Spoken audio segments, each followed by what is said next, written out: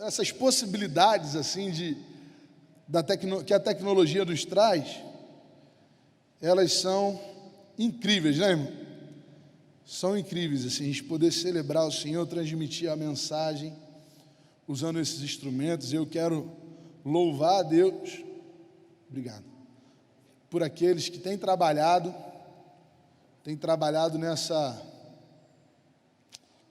nesse propósito, instrumentos que a tecnologia nos dá. Mas a tecnologia também nos torna refém dela. Vocês já repararam isso? A tecnologia nos dá muitos instrumentos, mas ela também nos torna reféns dela. Por exemplo, quem aqui ia na biblioteca para fazer um trabalho da escola? Quem aqui já fez isso? Quem já fez isso? Eu não sei se aqui já teve alguém, já estamos chegando ao ponto de termos pessoas que nunca foram numa biblioteca para fazer um trabalho de pesquisa. Você nunca foi, Robertinho? Então já está mostrando. Tem mais alguém aqui que nunca foi na biblioteca fazer um trabalho de pesquisa? Tem lá atrás também, Cadu. Nunca foi na biblioteca para fazer um trabalho de pesquisa, porque a internet facilitou muito isso, né?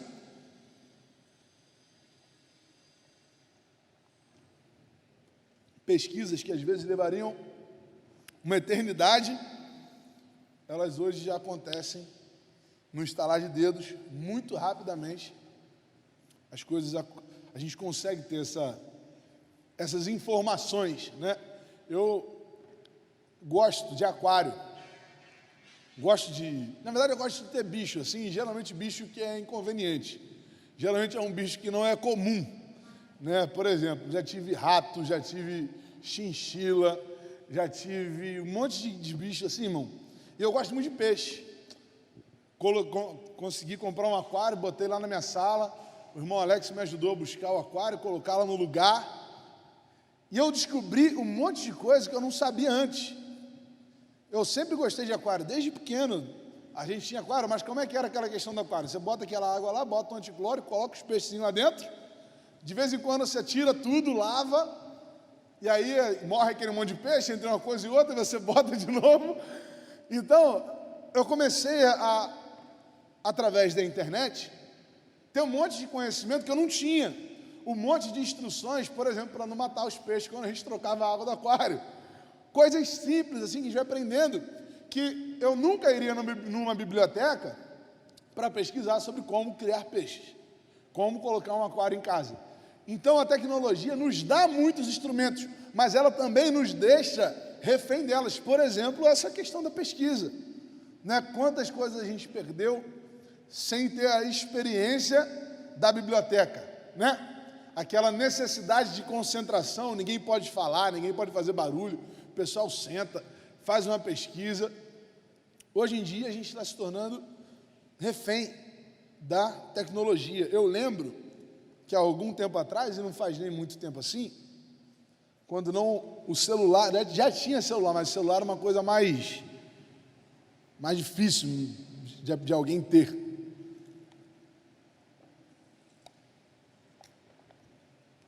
A gente morava ali na Estrela do Norte, e as minhas tias moravam em Largo da Ideia. Eu lembro da minha mãe combinando com elas, num telefone fixo, para elas se encontrarem e pegarem o mesmo ônibus. Eu lembro delas ligando e falando assim, ó, a gente está saindo de casa agora. E aí, a gente calculava o tempo, e aí era mais ou menos o tempo que tinha que ir até o ponto de ônibus, e a gente conseguia pegar o mesmo ônibus de uma pessoa que pegou o ônibus em Largo da Ideia. Irmão, hoje em dia, a gente se perde no shopping, se perde na rua. Se não fosse celular, nunca mais encontrava um outro, cada um ia seguir sua vida normalmente. Ninguém consegue se encontrar mais sem o celular.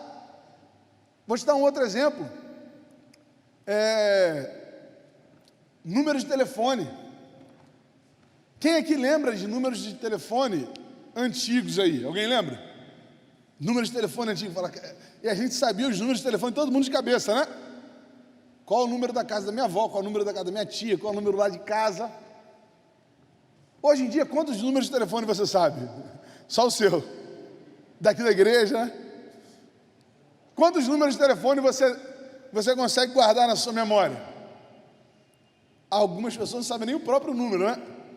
Não sei se você é uma dessas pessoas, mas algumas pessoas não sabem nem o próprio número. Falam assim, não, deixa eu te ligar que você salva o meu número aí. Ou eu te mando pelo WhatsApp o meu contato para você salvar. Repara como é que a tecnologia, embora seja muito importante, ela vai atrofiando algumas áreas da nossa vida. Você reparou isso? Data de aniversário. Minha mãe sabia todas as datas de aniversário. Ainda sabe bastante. Mas hoje em dia o Facebook ajuda muito, né? Você vai lá, vai ter uma notificaçãozinha no seu Facebook dizendo quem está fazendo aniversário hoje. Ao mesmo tempo que a tecnologia nos traz avanço, ela vai nos deixando algumas questões atrofiadas, assim, isso foi no decorrer da história, né? No decorrer da nossa formação enquanto ser humano. Só que nos últimos 20 anos, nós estamos vivendo mudanças que aconteciam em milhares de anos, em centenas de anos, pelo menos. E aí tudo isso está acontecendo muito rápido. Por exemplo, o próprio culto online. O culto online é um instrumento incrível, mas a gente não pode ficar atrofiado achando que nós vamos resumir o nosso relacionamento com a igreja, e eu não estou falando de relacionamento com Deus, porque relacionamento com Deus não se faz dentro da igreja. Relacionamento com Deus é algo seu, pessoal, na sua casa você constrói isso. Mas a gente não pode achar que o nosso relacionamento com a igreja vai se limitar a um vídeo no YouTube, irmão. A gente não pode achar que o nosso tempo de comunhão com os irmãos vai ser apenas online. É importante nesse momento, né? É um instrumento incrível, os irmãos sabem do quanto eu acredito na necessidade e na importância do culto online, de se investir em termos de tecnologias ainda melhores para levarmos, mas meu irmão, minha irmã, você também precisa estar aqui. Se você pode, se isso não vai trazer riscos, esteja na casa do Senhor, venha, né? Inclusive já mandei aqui até no nosso grupo da juventude, falando, vem, irmão, porque a gente tem que tomar os cuidados, mas você pode estar aqui, a gente está tomando todos os cuidados para ninguém ser contaminado aqui dentro. Tecnologia que às vezes nos trazem avanços, mas em outros aspectos nos deixam atrofiados. E conforme a gente vai voltando no tempo, a gente vai percebendo ainda mais isso, né? Porque a gente está perdendo até a capacidade de contar história, de falar de coisas que aconteceram com a gente, de lembrar de casos da nossa família.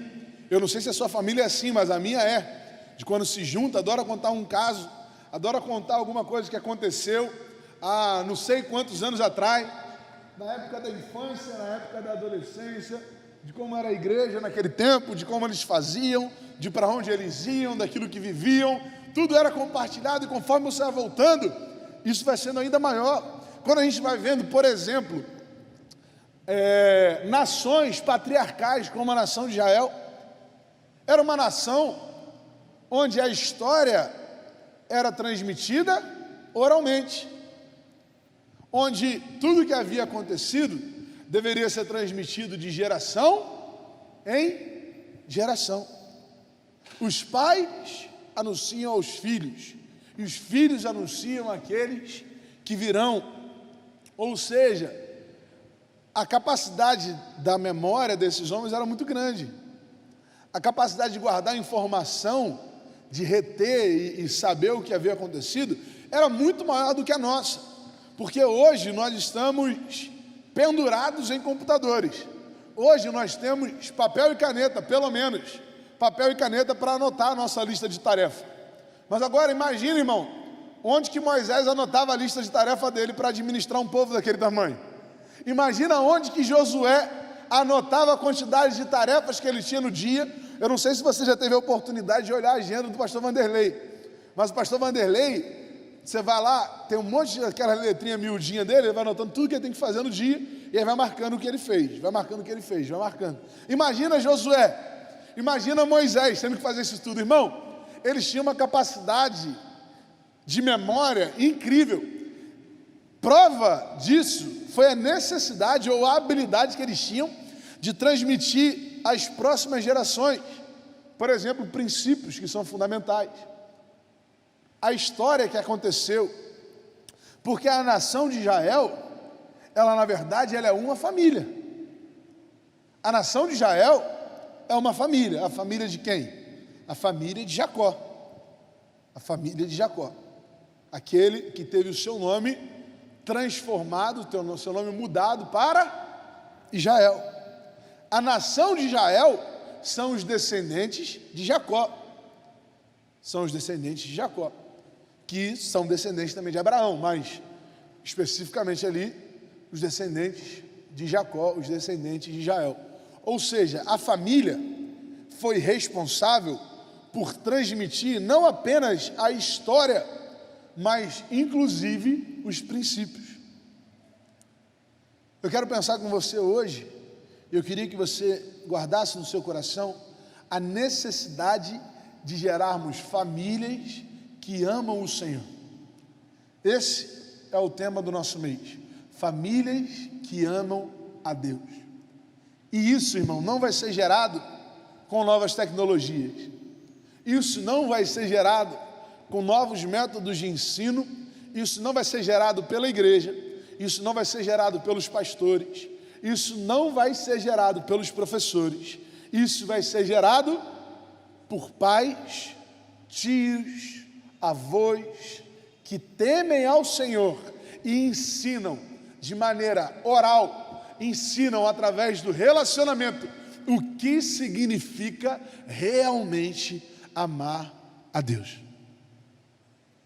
Um desses homens, um dos maiores líderes da história de Israel, chamado Josué, no final da sua vida, encerrando a sua carreira, ele chama o povo para a necessidade de um tempo de devoção ao Senhor. Ele começa a narrar tudo o que Deus havia feito no povo. Ele começa a falar de todas as etapas que aquela família, entenda como uma família, o povo era uma família, todas as etapas que aquela família havia vivido. Ele foi citando todas as situações, todas as vezes. Vocês lembram quando a gente estava diante do Mar Vermelho? Deus cegou os egípcios e nós conseguimos atravessar.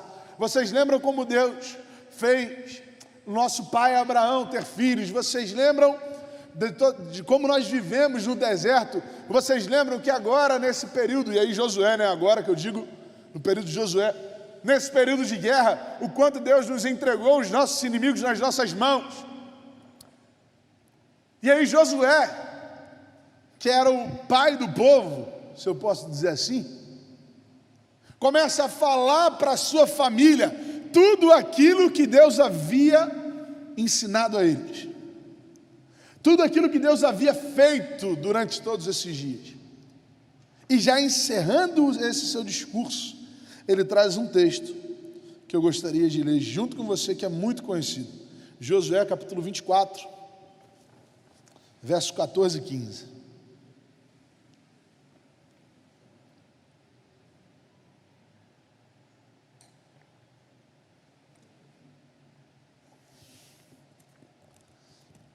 Josué 24, versos 14 e 15. Diz assim: depois de ter falado tudo o que ele falou, né?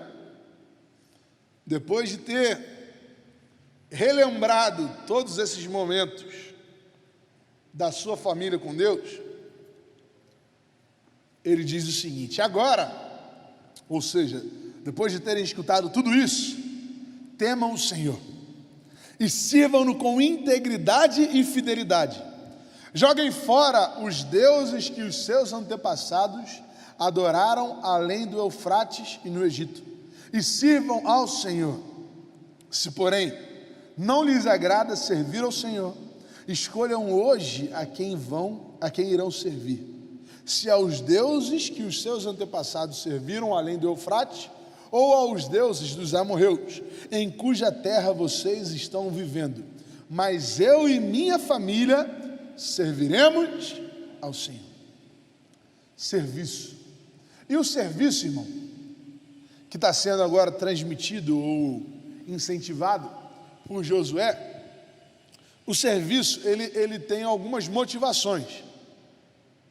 Por exemplo, você pode servir,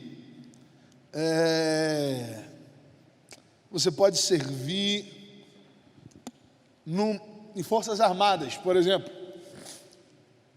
E talvez a sua motivação por servir nas forças armadas seja o seu sentimento patriota. Você quer defender a nação e por isso você serve nas forças armadas. Mas às vezes o seu serviço é só uma maneira de trazer sustento para a sua casa. Por exemplo, eu vou servir a alguém para que, através desse serviço, eu gere sustento. Mas também existem pessoas que vivem por amor, que servem por amor. Por exemplo, por que você tem a alegria em servir ao seu neto? Porque você ama. Por que você tem a alegria em servir aos seus pais? Porque você ama. Por que você tem alegria em servir aos seus filhos? Porque você ama. O serviço, ele pode ser gerado através do interesse, como a única necessidade, e aí interesse ou necessidade, né? A única necessidade que eu tenho de trazer sustento para minha casa, por isso eu sirvo a algo. Mas pode ser também motivada pelo amor. Pode ser também motivado pelo amor. E nesse âmbito de relacionamento com Deus, Ele não quer que a gente se relacione com Ele por interesse. Ele não quer que a gente se relacione com Ele por necessidade. Mas Ele espera de cada um de nós um posicionamento de amor. Por isso eu queria fazer uma releitura desse texto junto com você. E a gente vai substituir a palavra servir ou servirmos, ou a gente vai trocar por amar. E a gente vai ler mais uma vez aquilo que Josué falou, pensando em famílias que amam a Deus, substituindo a palavra servir, o verbo servir, pelo verbo amar. Vamos fazer isso? Por favor, pode projetar mais uma vez para a gente? Agora temam o Senhor e amem-no com integridade e fidelidade. Joguem fora os deuses que os seus antepassados adoraram além do Eufrates e no Egito, e amem ao Senhor. Se, porém, não lhes agrada amar ao Senhor, escolhem hoje a quem irão amar. Se aos deuses que os seus antepassados amaram além do Eufrates, ou aos deuses dos amorreus, em cuja terra vocês estão vivendo. Mas eu e a minha família amaremos ao Senhor. Servir é mais do que uma atitude isolada. Servir é um reflexo de amor. Por isso nós servimos ao Senhor porque amamos. E aí, muitas coisas nos influenciam no decorrer da nossa vida. Nós somos o fruto, nós somos o resultado. Pode. Eu vi que você estava a postos ali, eu não estou encerrando ainda não, mas vai ajudar. Vai fazer um sonzinho bonito aí. Vamos avaliar, irmão, vamos ver aqui, ó. Vai, faz um. Ó. É isso aí. Quando o cara prega com um negócio desse, chega a dar uma alegria, né, irmão? Então, irmãos, o que eu quero te dizer é o seguinte: no decorrer da nossa vida, nós amamos e deixamos de amar tantas coisas, nós servimos e deixamos de servir a tantos propósitos diferentes. Resultado de quê? Resultado do meio que a gente vive, resultado da convivência que a gente tem. Durante todo esse período, a família de Israel havia vivido muitas experiências. Eles haviam vivido no Egito, que era uma nação extremamente politeísta. Inclusive, na sua origem, eles vieram de uma nação politeísta, de um povo, na verdade, de um povoado, que adorava a muitos deuses.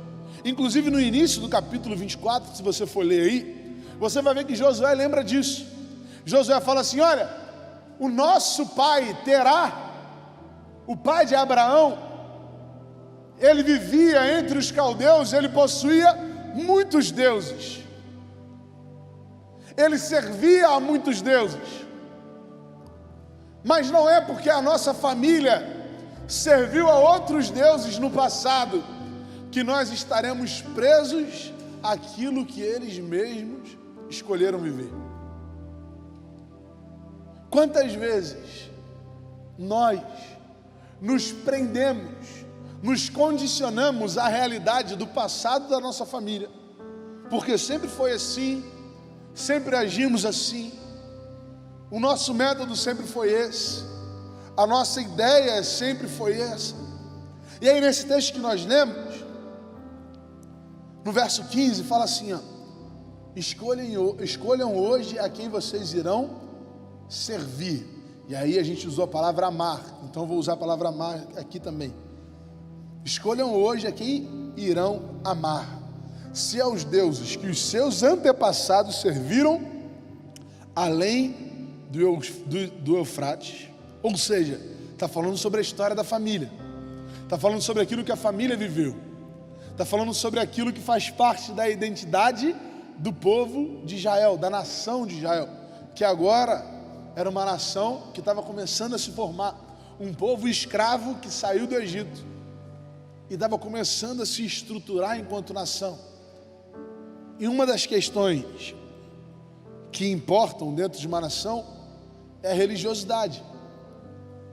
E ele fala, afinal de contas, a quem esse povo vai servir? Vai trazer de volta o pensamento lá de Ur? Vai trazer de volta o que aconteceu lá em Ur? E aí, meu irmão, minha irmã, nós precisamos dar valor à nossa família, mas nós precisamos tomar muito cuidado com aquilo que eles viveram de errado também. Porque se nós temos uma oportunidade, é de olharmos para trás e não repetirmos os erros que outras pessoas cometeram. Você não está preso, irmão, a uma maldição hereditária. Você não está preso a uma maldição de alguém daqui ou de alguém acolá. O sangue de Cristo nos libertou. O sangue de Cristo nos dá novas oportunidades. Para de ficar preso a uma condição ou outra, porque na sua família era assim ou era assado. Meu irmão, Deus nos traz uma nova oportunidade de futuro.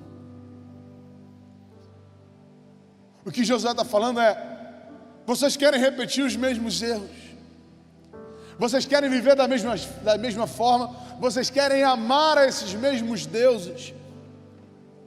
E aí eu não estou falando só sobre religiosidade, mas eu estou falando de famílias que talvez foram destruídas pela ganância, pelo amor ao dinheiro, famílias que foram destruídas pelas drogas, famílias que foram destruídas pelo alcoolismo,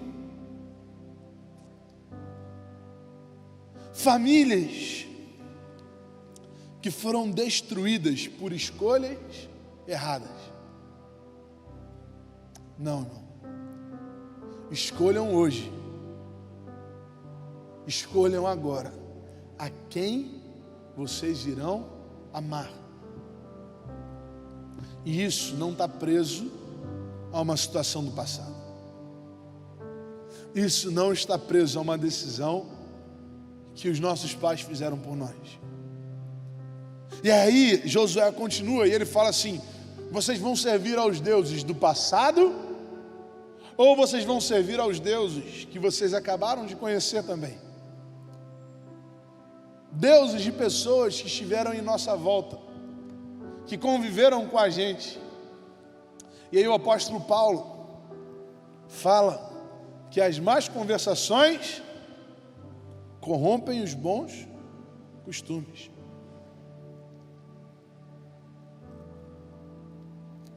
Jovens,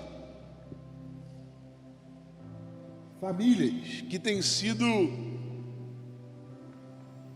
destruídas por influência não do passado, mas influência do agora, do convívio de agora. E a gente não se lembra dos princípios que realmente importam. E aí o adultério para a gente passa a ser normal, a mentira para a gente passa a ser normal, o roubo para a gente passa a ser normal.